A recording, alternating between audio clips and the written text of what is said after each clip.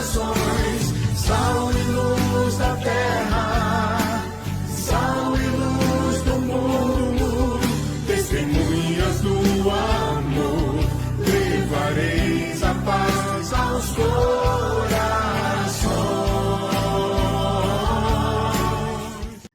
A paz de Jesus, irmãos e irmãs, sou Fábio André, coordenador arquidiocesano do Ministério de Fé Política da RCC de Salvador.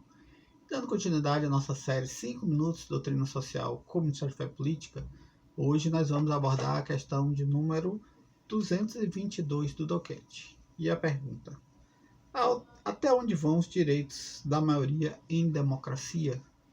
E a resposta do doquete: se o valor fundamental de toda a comunidade política é a pessoa, também as maiorias democráticas, isto é, parlamentares, não podem tomar uma decisão política qualquer. A política está ligada ao direito e à lei, sobretudo aos direitos fundamentais das pessoas e dos cidadãos.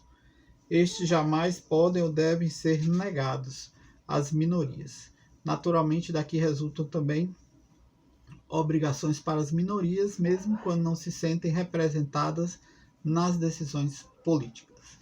Então, é interessante também essa questão que o doquete traz, porque a gente não pode transformar a democracia numa ditadura da maioria, certo? Então, as pessoas, após serem eleitas, né, por uma maioria de votos, mas eles têm que pensar também em todos, em geral, na dignidade da pessoa humana, no bem comum, na solidariedade, para todos, não somente para o seu grupo que elegeu. Essa é uma das questões, às vezes, importantes, que é uma distorção da democracia, que às vezes a pessoa começa a instalar, claro, ele é representante de determinado grupo, vai pensar da forma daquele determinado grupo, mas ele não pode pensar só no seu grupo, só nos interesses particulares do seu grupo, mas ele foi eleito para legislar para todo o povo.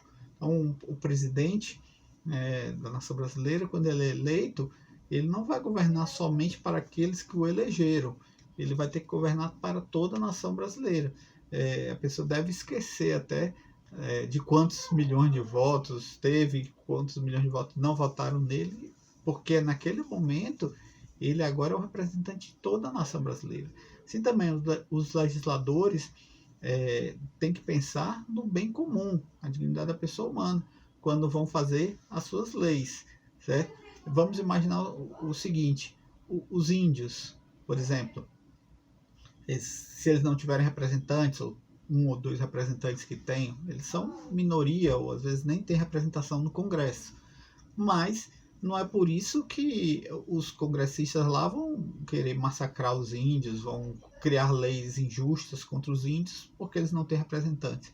Eles têm que fazer o que é bom para a sociedade como um todo, e pensando também nesse sentido nas minorias. Então eles têm que pensar no que é melhor para os índios também, certo? Então eles têm que justamente buscar a justiça para todos. Então, a democracia tem que ser exercida nesse espírito público, em que as pessoas busquem justamente fazer o bem comum, independente, como a gente já falou e tem que reforçar isso o tempo todo, independente de quem votou neles ou de quem não votou neles. Então a pessoa está lá para defender a todos. Então, às vezes a gente fala, não, os nossos representantes cristãos estão lá para defender a dignidade da pessoa humana, estão lá para defender o bem comum, os princípios da igreja, não defender interesses particulares nossos, certo?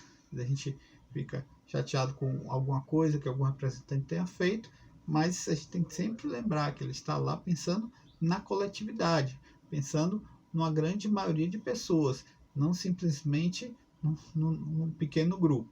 Então, a democracia tem que ter esse sentido também, de entender que tem que fazer as coisas para o bem da sociedade como um todo. E por isso, não é porque a minoria não está lá representada que ela vai ser prejudicada. E claro, quando sai uma lei ou o presidente toma uma decisão, todos nós vamos ser afetados, toda a nação brasileira vai ser afetada e ou é beneficiada ou prejudicada por aquele determinado lei, certo? Então, as pessoas têm que governar para todos, não somente para um grupo. Se você gostou desse vídeo, então curta, compartilhe, comente, divulgue nas suas redes sociais e se inscreva no nosso canal do YouTube da RCC Salvador. Deus te abençoe. Se eu orar, se eu clamar, as muralhas não resistirão ao poder